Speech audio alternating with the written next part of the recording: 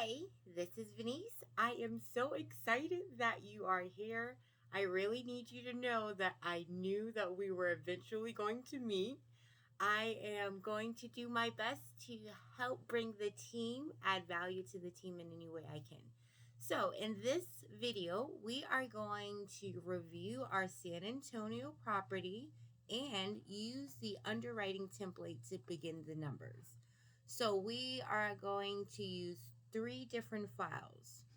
First, the OM, where we're going to find out all the details about the San Antonio property. It's important to note that there are two properties that are made up into this deal. In addition to that, we are also going to need the Excel files. So if you have already seen this one, there is a San Antonio file where I've already begun to populate the Oak Creek details. And we're also going to populate the information for the other spreadsheet. So we're going to then use a blank spreadsheet to populate the numbers together for the other multifamily property. All right. So before we go ahead and get started, I think it's probably best that we kind of look at the spreadsheet that we're working with to see what you're looking at. I'm going to assume this is your very first time looking at this file. I may also assume that you may not be comfortable with Excel. So please forgive me if I go to basic. We are learning each other, all right? Anyways, so it's important to note there are sheets down at the bottom. Each of these sheets are a different location.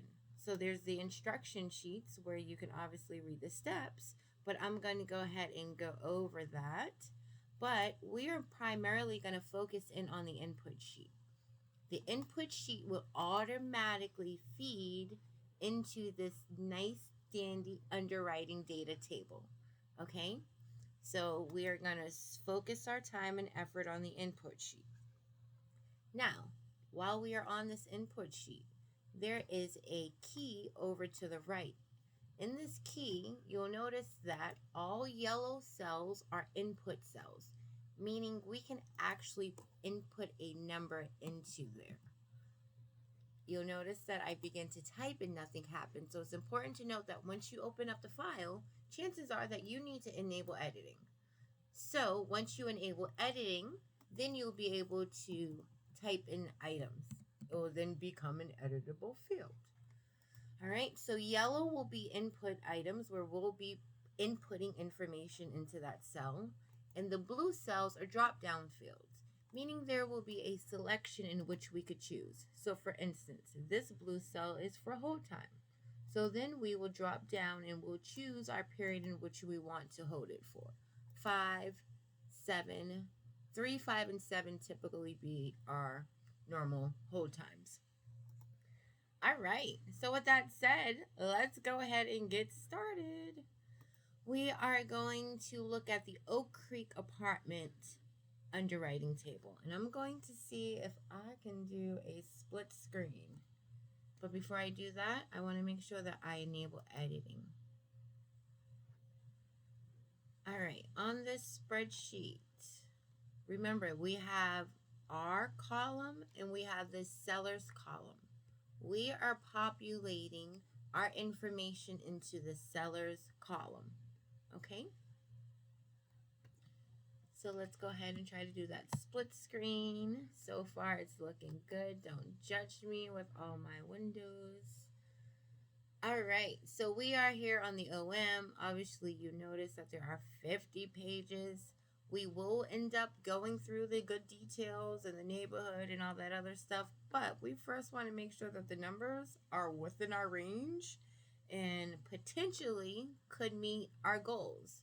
So let's jump right into the numbers, and then should those numbers meet our cap rate, should those numbers meet our cash on cash threshold in addition to our debt service coverage ratio, then we'll begin to say, okay, well, let's see what type of value add opportunities we can have with that other good stuff.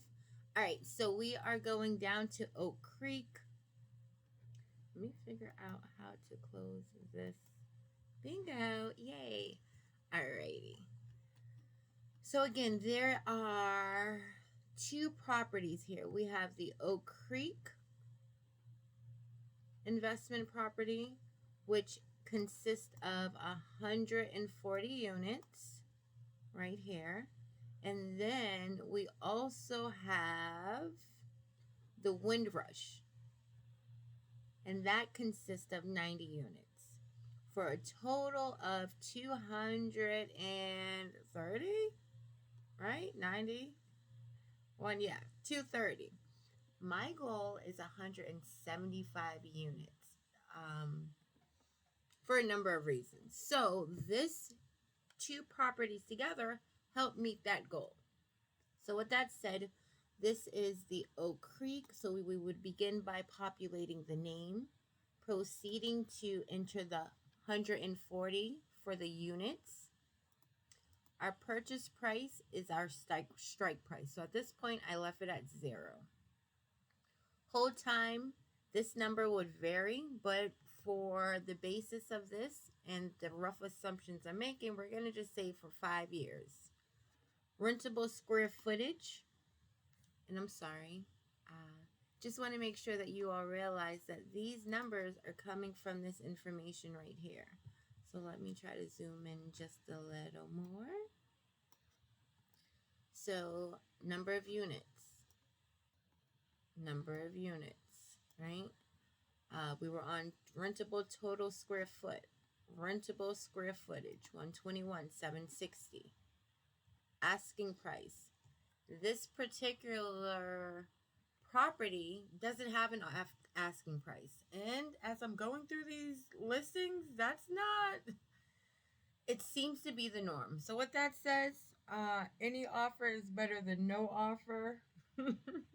So I'm working my way backwards, right? This is where algebra comes in. I am identifying my asking price based off of what my cap rate and my desired goals are. That way we just have a baseline to start somewhere. Okay, so with that said, I went with 6 million because that 6 million puts me at that 6% cap rate. And I run my numbers extremely conservative, so it's probably a lot higher than that. All right, so this field automatically is a formula. It gets populated for you. Again, we're only focusing on the yellow portions. The yellow and the blue, because then our next item would be the property type. So I can't remember what Guillermo said, but again, when we're populating this information, we are making these rough assumptions, what we are assuming. So in this case, I'm assuming it's a C+. At some point, I can come back and update that information once I receive new information that either validates that assumption or it doesn't. And it was an area type of B, which was definitely what Guillermo said, which made me a lot more excited to move forward. So with that said, come on, let's continue. The year built was 1975. You'll notice that 1975. All right, let's getting into the fun stuff. The gross potential market. And then there's the gross schedule for actual. When we are looking at this, they are giving us their pro forma, their expected of what we would receive once we purchase it based off of their assumptions, right? And we don't want to take on their assumptions. We want to run our numbers on their actuals. So when it's asking for the gross potential market and the gross schedule actual, we're going to just come on over here and grab our numbers. So here we see that year one, the effective gross income was $1,634,634,668. And they've come up with a net operating income of $815,416. So those are not the numbers that I'm looking for. So I'm going to dive down a little further and jump right into their historicals. So you notice there is the pro forma on the right side of it, but the historicals are what we're going to be running our numbers off of. There are some questions I would love to ask the coach. For instance, these trailing 12, I don't quite understand. When I asked it in the class, they made it seem like it was like the average or the last quarter of that year or whatever it may be. So with that said, I'm going to assume that this is year one. This is where we are, right? So again, I'm making a lot of assumptions, but I need you all to tap into your coaches and use well, you all can obviously create and input your underwriting data template. But should you not, feel free to save this and send this into your coach and then come back and let us know where we stand, okay? We're in this together. All right, anyways, I'm sorry. We are working on this field right here. So we are looking for the gross potential market rent. So we are gross potential rent here. So 1496 364 is that number. So you want to be careful that we choose the right number. And that looks like it's the average of these numbers here.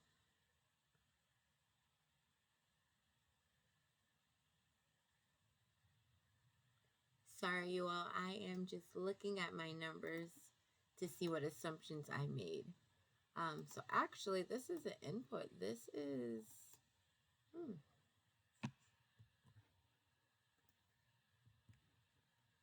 Interesting. All right, so this is the table that I started to play with and I made all these assumptions with. So I was trying to find exactly where this number came from. But as I mentioned, I had a lot of questions about this table. So maybe that was something that I began to do. So with that said, we are going to jump to the other property and begin populating that information. That way our numbers match exactly what they should be and I'm not guessing.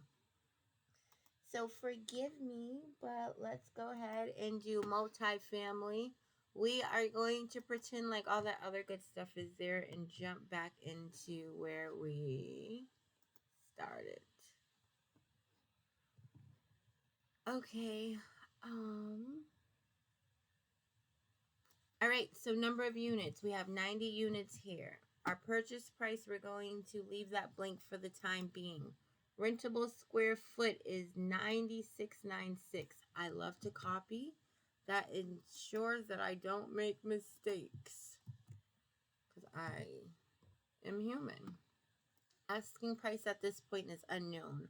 Our property type, we're going to just assume it fits the same criteria as the other one, C plus, in a B neighborhood. And our year built is 1972. Alrighty. So as you notice, in this area right here, this was not a yellow input. Okay. All right, which makes sense. So I stopped at the right time.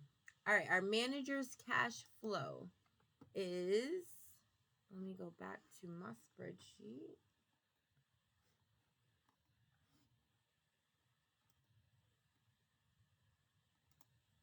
Oh, it's the percentage of equity. How do we want it to be split out? So typically it's 30-70 is what we were talking about. I was running my numbers conservatively again. So let's go ahead and do, since there's so many of us, we are going to go ahead and do the 30-70. So we're going to do 30 here. So that's 30% for us as a sponsor team, right? Which would leave and change that to be 70% for our equity partners. Our cap rate at resale, right? That's going to be 8% because we want to leave money, meat on the bones is what they continue to say. right? We want it to be of value to our investor at our time in which our hold period is over. All right, so let's go ahead. Again, we're focusing on the yellow portions of it. At any point, you can just skip items. That way you're not kind of running back and forth. And then you can always come back to it later, okay? So let me get this down so I can just see the OM. All right, we typically, there's normally a 20% down payment. Our interest rate. So here are more questions that I had that I would love for you to ask your coach. We're going to see what assumptions I made. The assumptions I made was that it was at 4.25%,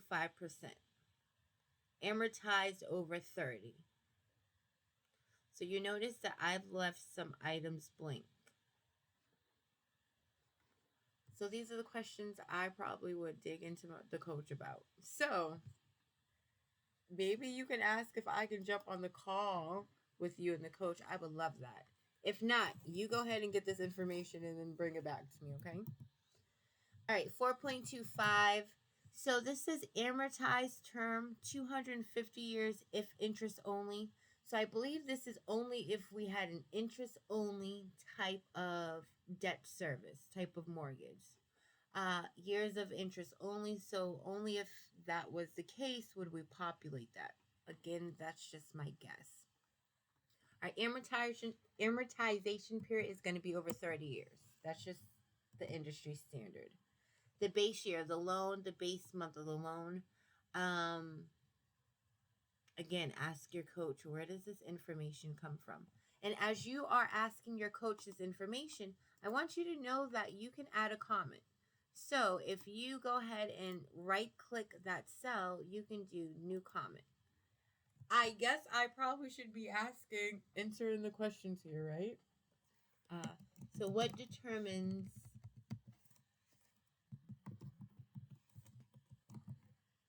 this answer? And they're probably going to say something like, okay, well, your loan terms.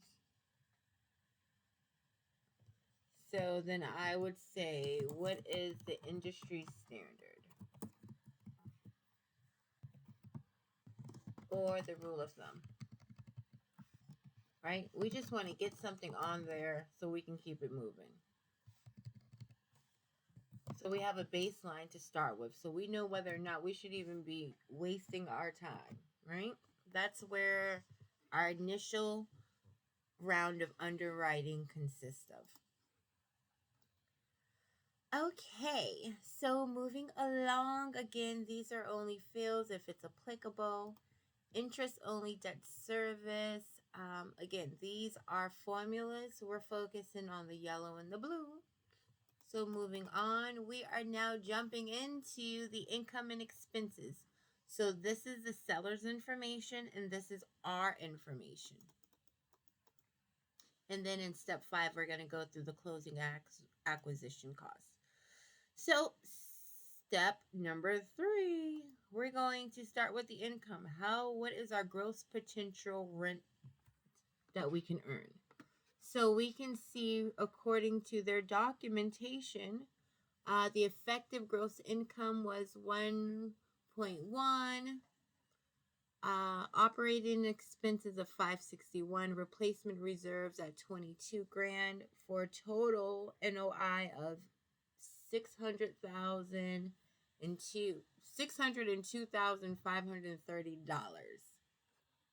All right, you'll notice that I'm not populating that information in here because I want to look at the actuals. Give me the historicals, right? We're not focusing on the pro forma, right? The pro forma is what they are predicting what could happen. We are going straight to the historicals. So again, we're looking for the gross potential rent. So we are looking at our income. I'm comparing each of these numbers right here.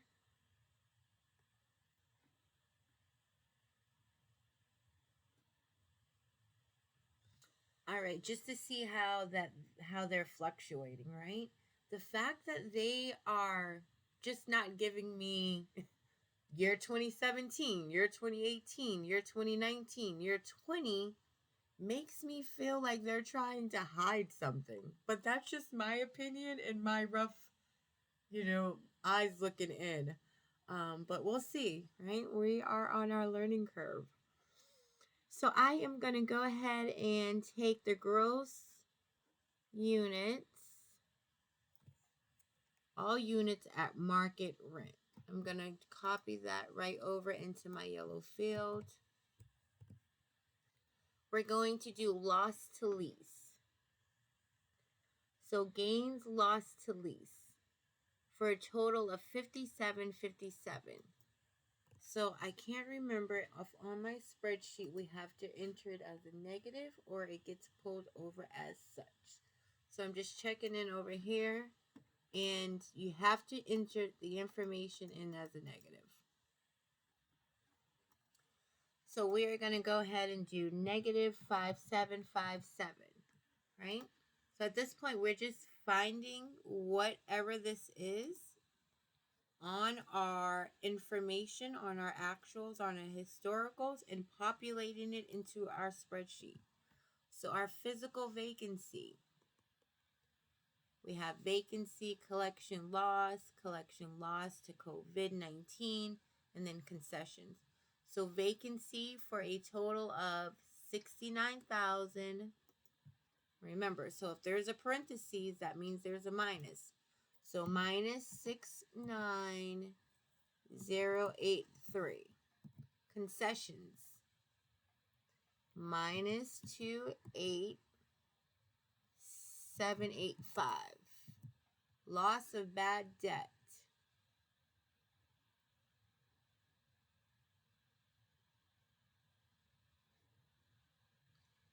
all right, so I noticed that there were two different collection loss items listed here. So I began wondering how I would group it together. And at the end of the day, I decided that I would just add them together.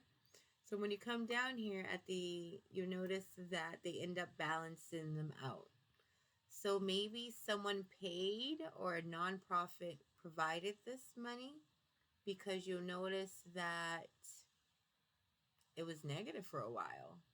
And then all of a sudden it disappeared, right? So again, these are questions I would ask the coach. So at this point, this was 10,000 that got passed along, and then it got reduced to only being minus 1151. I don't know what's going on over here. My spreadsheet is just spazzing for a second. Okay, non-revenue units, the models, the office, the etc. So I am going to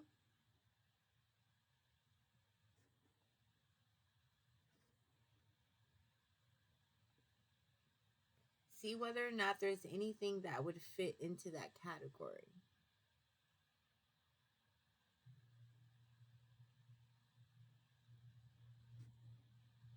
Unit enhancement income. So I'm considering adding this portion right here because this is money that hasn't been yet accounted for, but it's clearly money coming in, right? So I'm going to go ahead and add that, and I'm going to make a little note. I like the idea of us operating with notes. 20040. That way we can easily communicate. So new comment, and I'm going to say, is that in the same area, really?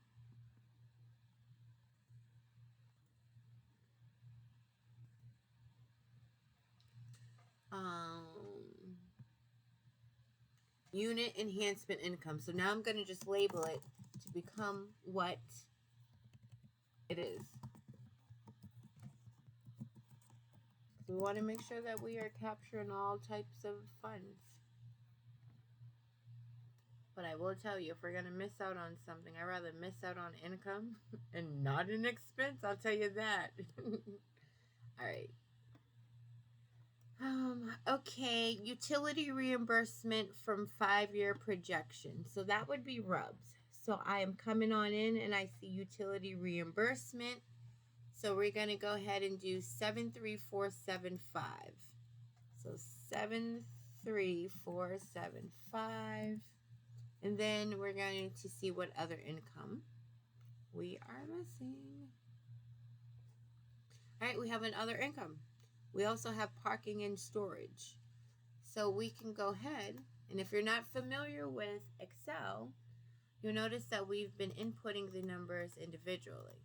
So I'm now at other income, and here I notice that we have two different groups of other income. We have this other income right here, in addition to parking and storage income. So in essence, I need to add this number to this number, right? So we're going to do that all in one step. And we're going to do so by placing our cursor into our cell, which is I-21. And we're going to put an equal sign. This is starting a formula. And we're going to say I want it to equal 61697. And then we're going to add a plus sign. And I want to make sure I put the right numbers in. 6197, 61697, plus sign. And then we're going to add 5130. So again, we put an equal, the number that we wanted to add, plus the other number, and then we're going to press enter. And when we do so, it automatically calculates that field for you. Isn't Excel awesome? Yay! All right, moving on. So at this point, we have captured all the income. I just want to make sure by going through and verifying that we did, right? We got our utility reimbursements. All right. So at this point, we have a total of, according to them, $1186,915.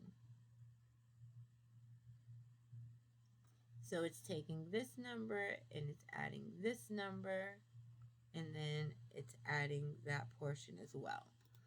So I am going to go ahead and total this up and verify that their numbers look correct. So at the bottom, by me selecting all these fields, it gives me some quick calculations because that's what Excel does. So there is a sum, and I can see that it's saying 1186,915, and that matches this number. So I'm feeling pretty good that we've inputted this manually correctly, right? Because again, we are human. We have the ability to make mistakes. That's just the way it is, right? So let's continue to move on, and we are going to grab the expenses. So for our taxes, we have real estate tax, we have a franchise tax, and I'm going to go ahead and we're going to add that together. We are going to use a formula that says equals 107,280 plus 39.29. We are going to look for payroll, on-site payroll, for a total of 117,000. I think it's pretty interesting that this had a trailing number of 118,466 that was fixed. And then 1466 just went missing. But again, I don't know why that is. That's a good question to ask the coach. Guess what I'm going to do? I am going to make a note about it. How would I capture that note? That new comment is going to be trailing. I think these are quarters. Quarter 1, quarter 3. Right? So quarter 1, quarter 2, quarter 3, quarter 4. So January, March, June, October? No, this is backward. December, October. I'm not sure. Ask them, okay? trailing 13612.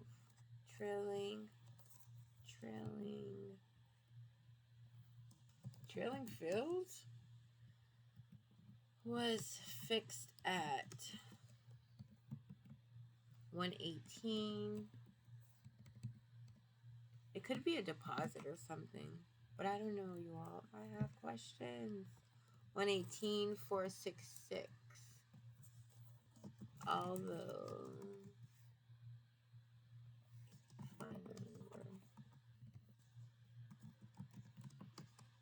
the final expense is less.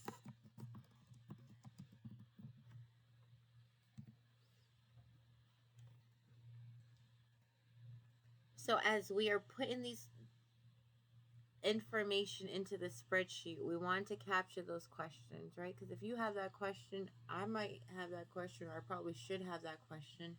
It's also going to allow us to create best practices moving forward.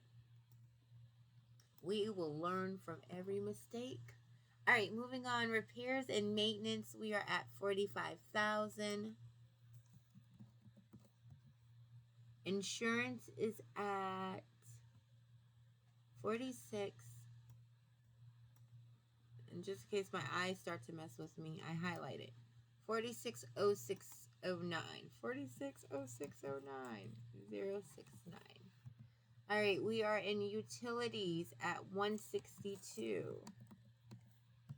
We have management cost of 35,607. Contract services.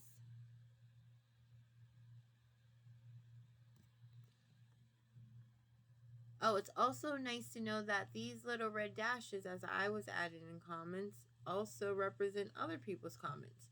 So contract services, you can see if we hover over it, it will tell us what we should be using as a rule of thumb.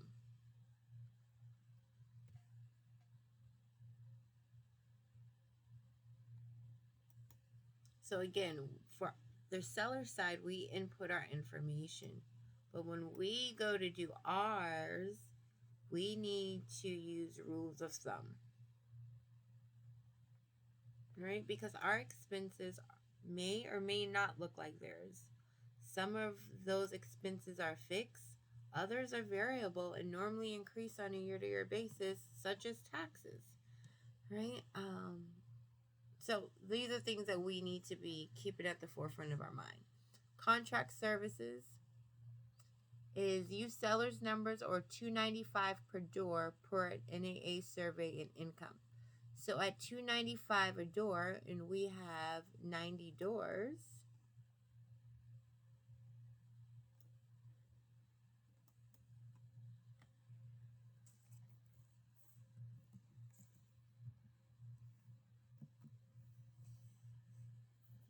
and my apologies, we're going to insert a formula here. We're going to do equals 295 times. So before we were adding our two numbers together, this time we want to multiply it. And that gives us 26,550. General admin and legal is our next field, and that's at 22,500. So again, I think it's very interesting that our general admin was listed at 33 throughout the entire year fixed, but then it drops down to 22,500. So maybe that is a deposit. Did I already say that? I don't know. That's the only thing my mind can think of. Our asset management fee. I just want you to know that's our money, you all. That's our money. That's what we're going to take to the bank. And as Xavier's been saying, clink, clink, clink, clink. All right. Sorry, you all. It's getting late. Focus. Asset management. At this point, let's just leave it 0, right? If we can make money running our numbers conservatively, we can play with this number. This becomes a field that we get to determine what our value is. Marketing was the same amount as our general admin. So I can copy that and then do paste. Over here it says $100 per door or up to $150 per door. Okay. And then this is our opportunity to capture any miscellaneous items. So things that we missed.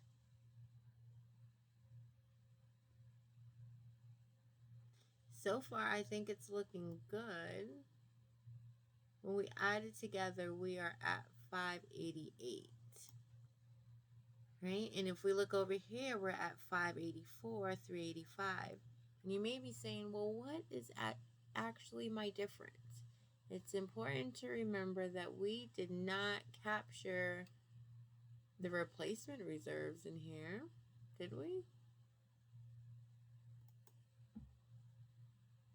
Oh, that's there. So we're off by $2,000. So I'm just trying to figure out why we're off. So what I'm doing is just going through each of these items and just making sure that I input them correctly. So my real estate tax, okay. So I looked at my taxes and I'm like, well, those numbers don't look right, but I forgot I had grouped them. Repairs and maintenance, we are at 45. Insurance.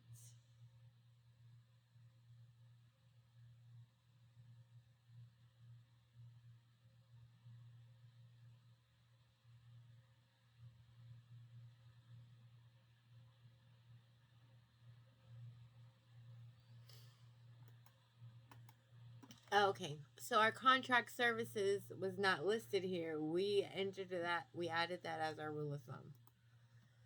So I completely forgot about it. Anyways, so I'm feeling good because it balanced everything out.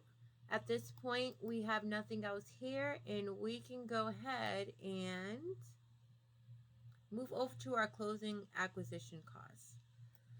Okay, so at this point, we're just focusing in on the sellers, and then I'm going to jump over here. Closing costs are, I got to go to my rule of thumb, which was used on the other property. So while I was going through this on my other property, I had the book out. So now I'm just using this kind of as my template. Because I'm feeling pretty confident that I went to the book to get that information. So let's just say closing cost is 3%. Our loan points are going to be, so I don't, this is where we need to ask the coach. What should we put it in? Our acquisition fee is our money.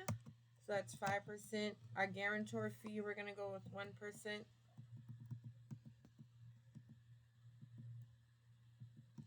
Capital improvements and capital reserves. So capital improvements will be our initial expenses that we need to get that property up to what we think it should be.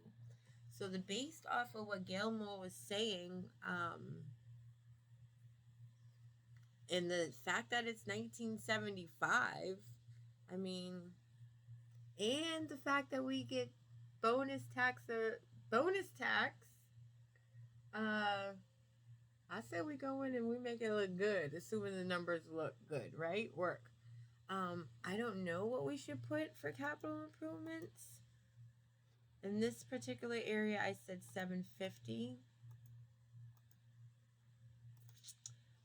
So I can't, I don't know. Let's go ahead and just do 1, 5, not 150,000, right? Because there's also a flat roof. Let's go with 1.5 million, right? These people get to write this number off, this information off. We bring the asset from a C building to a B in a B neighborhood, right? Capital reserves. So if you hover over it, it will tell you what it should be. So the fact that it is 1970 or older, we should do $350 per door. This is a 90 unit, and we're going to enter a formula that goes equals 350 times 90. Great. This point we are going to jump over to our taxes and our rules of thumb. So now we're going to jump into our side, And we're going to populate the rules of thumb. I'm going to leave this as is, okay?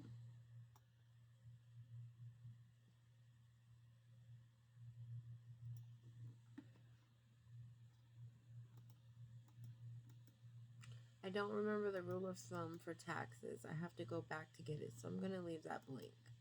This information's already brought over.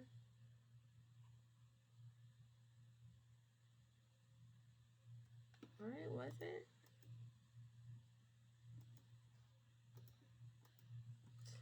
All right, payroll for rule of thumb. So our rule of thumb for payroll is $1,200 per door. So in this case, we don't need formulas. We can just insert the number. Repairs and maintenance, it should be $700.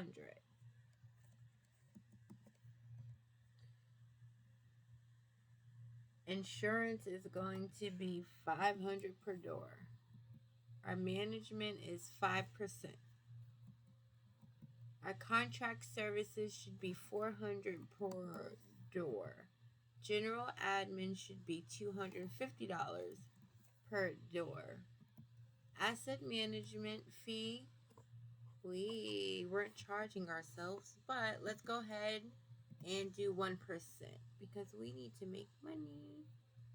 So before, there was no asset management fee, but moving forward, we will be charging for the value we create in the services we offer.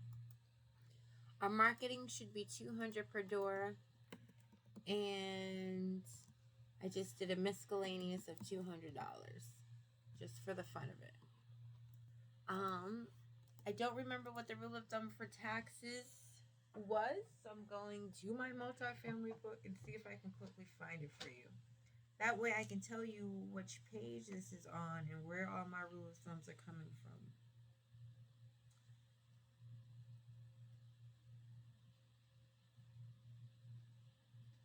But I also don't want to get too caught up.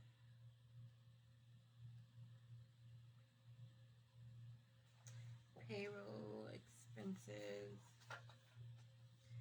So I think the rules of thumb are around page 160, 161. Taxes can be found on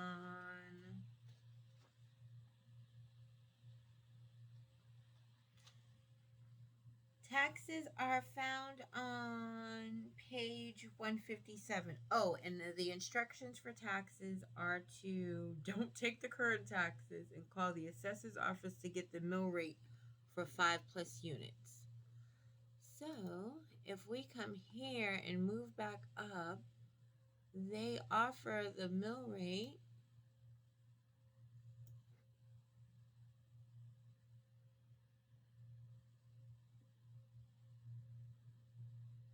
of this number right here.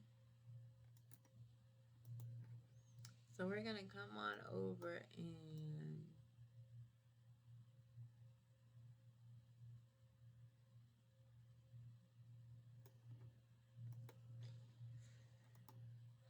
so I have a question. I'm going to write it here. So my new question is,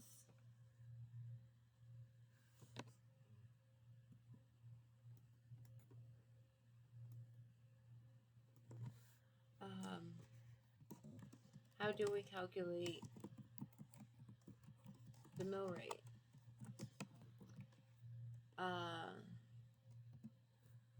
I assume we do, what, the purchase price? Would it be off of our pretend number?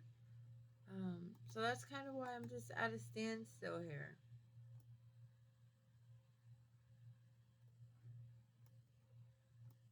Alright, so for the sake of moving forward, I'm going to just say equals this and then 2%, which is probably what I did, and equals that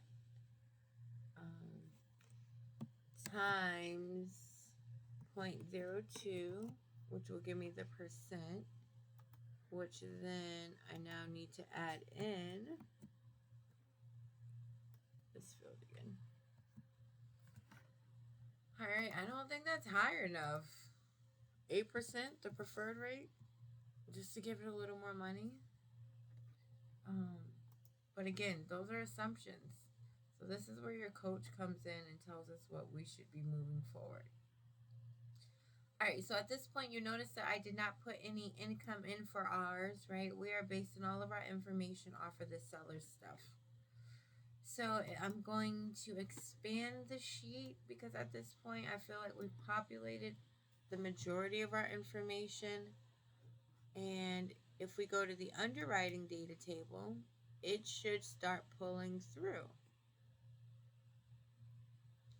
So some of the information is looking good, but total acquisition costs, right? There's a lot of assumptions that we've made, right? There's a lot of things we skipped, and this is as far as I could get us. So please, you all, get with your coaches and then see what happens. They did not give a price for it. So if we are working our way backwards, we have a net operating income. Okay, so here's some more questions I have. Once we populate this information, I get a net operating income of this. So sure, granted that we didn't properly produce our income. Right, here we are, 7. Sorry, my bad. Let me go back to that other San Antonio one and see what happened there. All right, you all, I'm just thinking out loud. Okay, no, that looked good. I think I was wondering why this was negative. All right. So obviously for ours, we didn't generate any income, right? We didn't take into the rent escalations, or we didn't add any value at this point. So our information is strictly based off of what the seller is producing and assuming what they're giving us is actually right? We assume but validate and verify. So if we have a net operating income of, I like the lower numbers better. Lower numbers means we're running our numbers a lot more conservative, and we value that cash flow at 10 times that. We are looking at this being a $7.4 million price tag. Like this property is going to be worth 7.4, strictly based off of current cash flows. So I say we offer $6 million. Sorry. I am like, I love a low ball, right? I mean, the lower we buy low, we sell high. If we can generate that value and figure out how to make it happen, I mean, everything else is just icing on the cake. All right, you all, I hope you all enjoyed this segment. I hope you found it helpful. Please get with your coaches and figure out what our next steps should be. Also, since we're here, I want to make sure that you know how to save the file. Once you are done, you can go over to File and you can do Save As. Once you do Save As, you can just rename it to whatever you need it to be. Okay? All right, it's been a lot of fun. Till the next time. See ya!